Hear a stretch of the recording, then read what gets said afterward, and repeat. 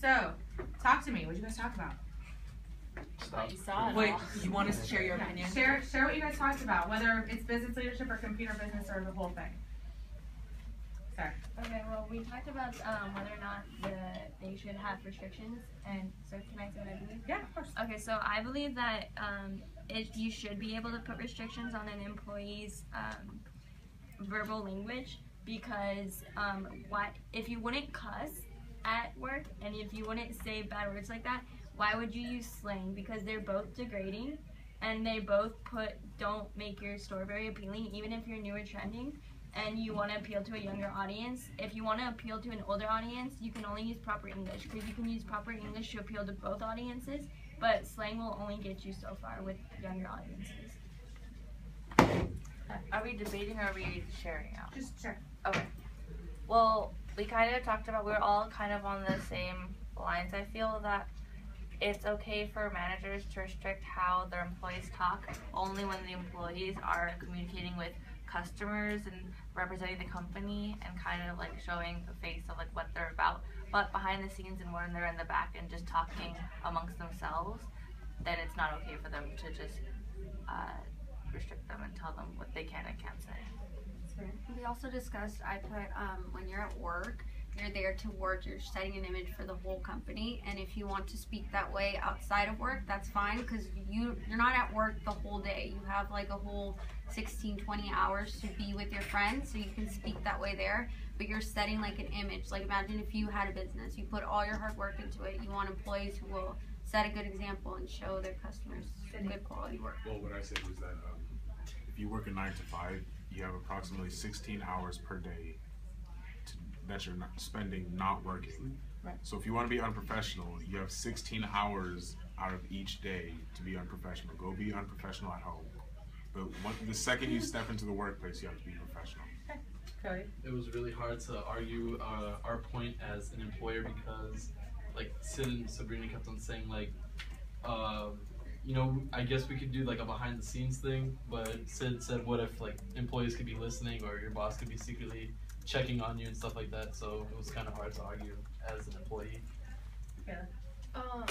Well, even though I was an employee, I believe like the whole manager side, but I also said that when you apply for a job, they usually ask to look at your social media, like your Facebook or whatever, because they want to see how you talk on like in your own personal life, because if they see that you cuss a lot or you say a lot of like inappropriate things, then they know that most likely you will apply, even though you should be professional. Some people don't know that, so they apply for jobs that are really, like, really you have to be really professional, and they ruin it because they speak in a certain way that isn't appropriate. One of the groups brought up that it might relate, the way that you speak might relate to a younger clientele. Should it matter whether your clientele is younger or older in the use of slang?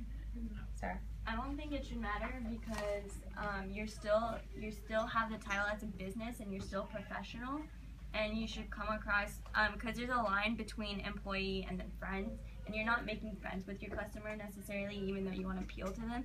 You're still holding a position of business, and even when you're in that position, you need to stay professional. Friends?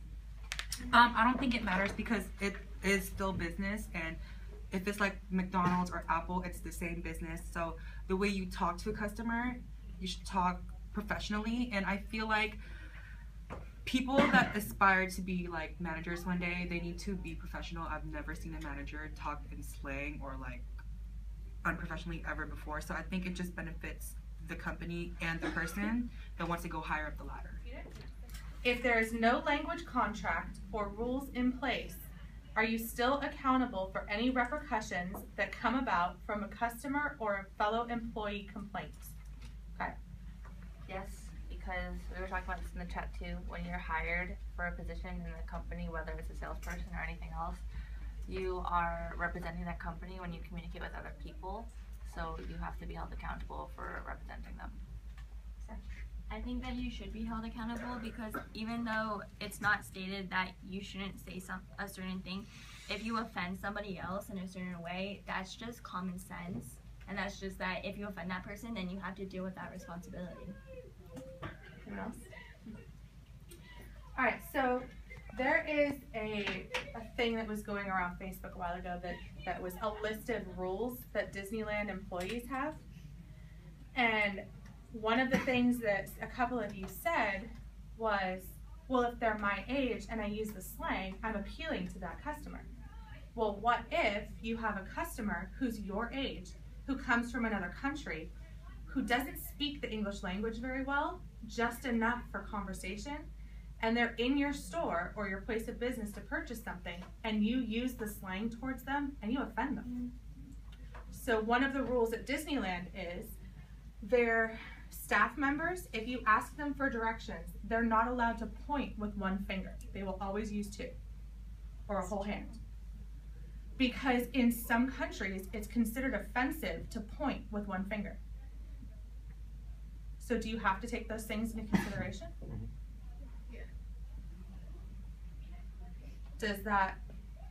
Do you not worry about the customers who might be visiting from another place and just focus on your local clients? Have you guys seen Yelp reviews lately? They can make or break a business. So if you have someone visiting from another country who's on Yelp and they're a really high profiled Yelper and they give you a bad review, those are damaging. There's been companies who've gone out of business strictly based on their Yelp reviews. So what do you guys think? I think that as an employee, you should kind of read your customer. So when your customer comes in, you should kind of look at them and kind of see where they're coming from and stuff like that, and kind of relate to them, and then understand where they might be coming from, and then use your body language and your language, your verbal language, according to who that is.